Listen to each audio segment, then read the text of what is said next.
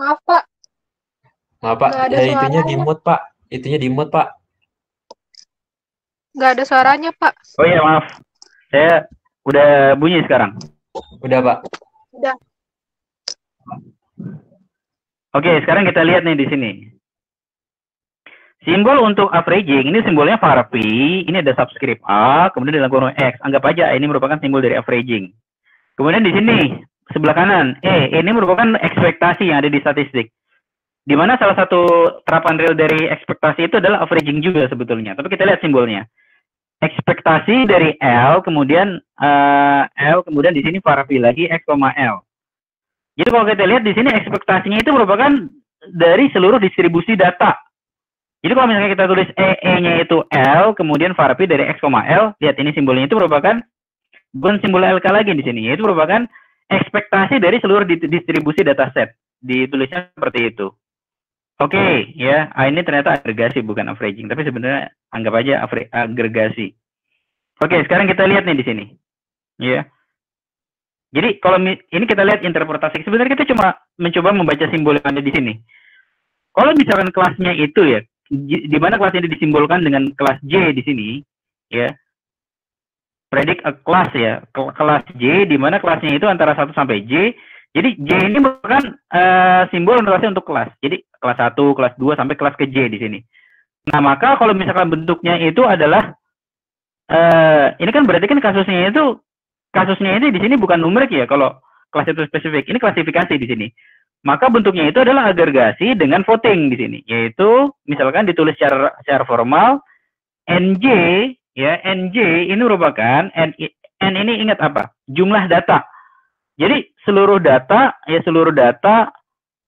untuk kelas yang ada di dataset itu kelasnya itu merupakan simbolnya itu adalah ya NR K ya, K itu merupakan indeks dari sampel, indeks dari sampel di sini ada di sini. Kemudian var P X, L di mana dia itu sama dengan J. Jadi prediksi dari kelas var P ini merupakan kelas dari J ya. Jadi seperti itu. Oke, nanti di sini itu kalau misalkan ditulis sebagai simbol matematik di sini. Kemudian var P A ya, kemudian dalam kurung X, kemudian di sini tulisnya itu merupakan argmax ya. Argmax di mana ini merupakan seharusnya simbol itu merupakan simbol dari voting. Jadi kalau kita lihat di sini di mana kalau misalnya tiap voting masing-masing dia itu menghasilkan voting N-nya itu merupakan jumlah voting di sini berarti kan. Jumlah voting untuk kelas ke J di sini. Jumlah voting NJ itu merupakan jumlah kelas voting untuk kelas ke J dengan interpretasi seperti ini. NR. NR itu sebenarnya nggak terlalu penting ya. Kita lihat itu parameter di dalamnya seperti apa. Jadi yang menuliskan simbol voting di matematik itu kalian bisa lihat akan menjadi seperti ini. Nah, ini yang sebetulnya kita contoh kalau misalnya kita itu nulis paper. Ya. Saya nggak tahu kalian itu ada votingnya atau enggak, tapi KNN itu kayaknya ada deh.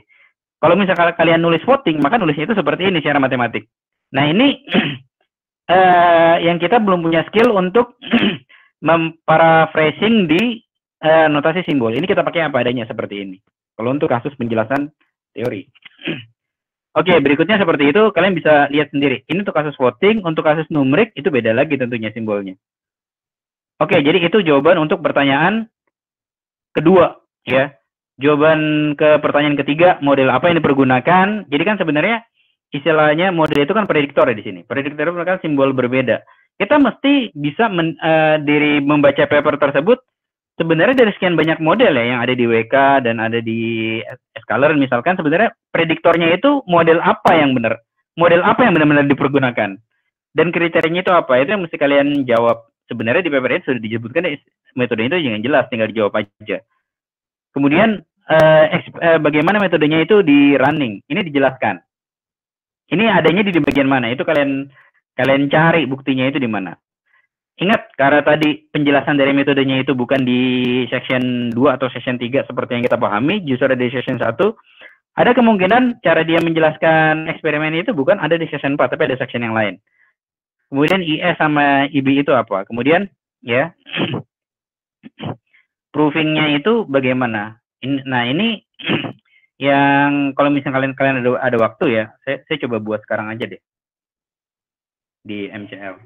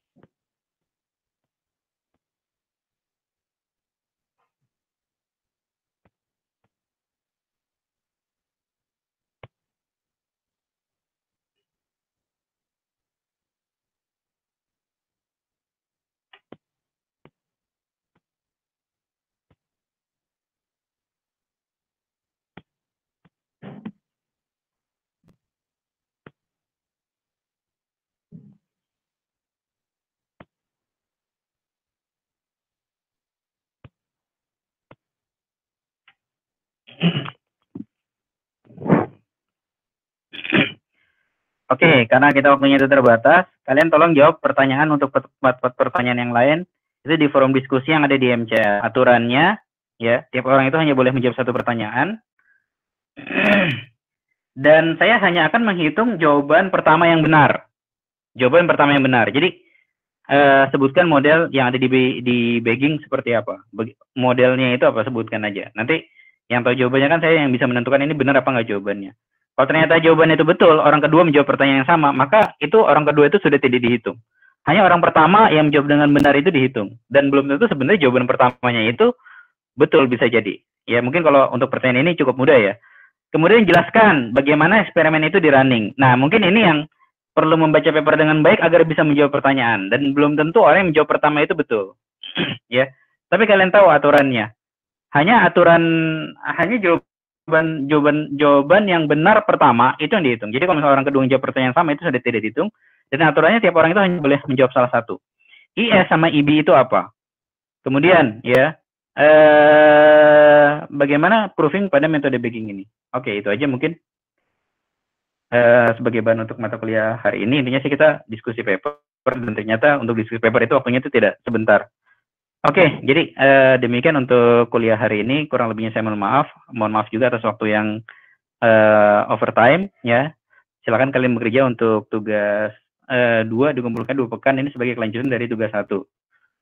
Oke, demikian dari saya. Kurang lebihnya mohon maaf. Selamat siang. Assalamualaikum.